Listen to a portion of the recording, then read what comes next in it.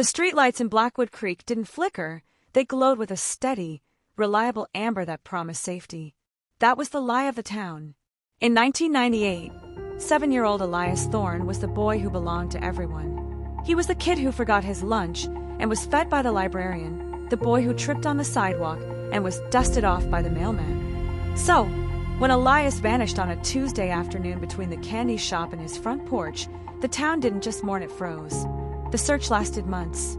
The woods were combed, the lake was dragged, and the face of the boy with the blue scarf faded from telephone poles into the yellowing archives of the local paper. Less than 2 miles from the Thorne residence lived Mr. Elias Thorne, no relation, the town's most fastidious clockmaker. He was a man of ticks and talks, a man whose lawn was clipped with hand shears. He was the one who provided coffee to the search parties. He was the one who patted Elias's mother on the shoulder and whispered, "He's with the angels now." He wasn't. Elias was 10 feet below Eris's workbench. Eris hadn't built a dungeon. He had built a hollow. It was a soundproofed cellar accessible only by a hydraulic lift hidden beneath a heavy industrial lathe. For the first 3 years, Elias didn't see the sun.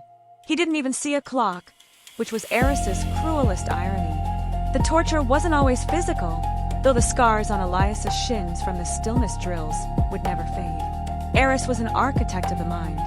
He played a game called the erasure. Eris told Elias his parents had died in a fire caused by Elias leaving the stove on. He renamed the boy Zero. Weeks were spent in total darkness, punctuated only by the ticking of a metronome that Eris would speed up or slow down to distort Elias's sense of time.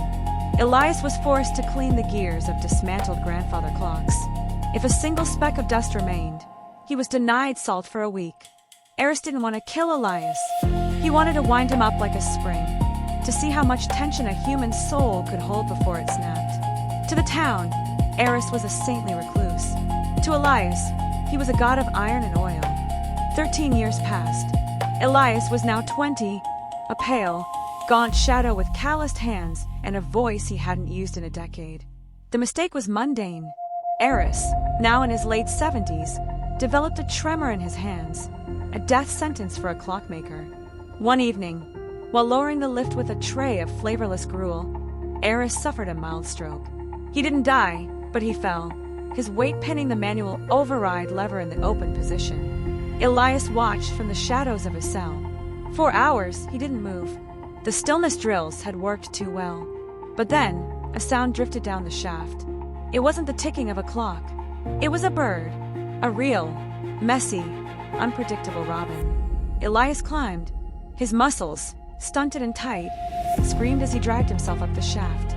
He found Eris paralyzed on the floor, eyes bulging, unable to speak.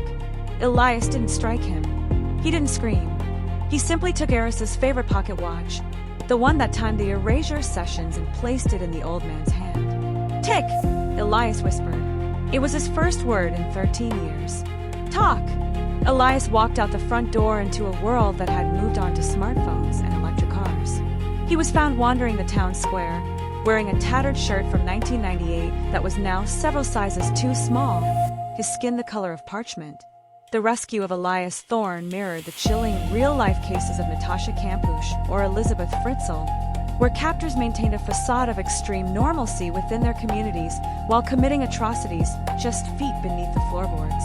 The town of Blackwood Creek never recovered.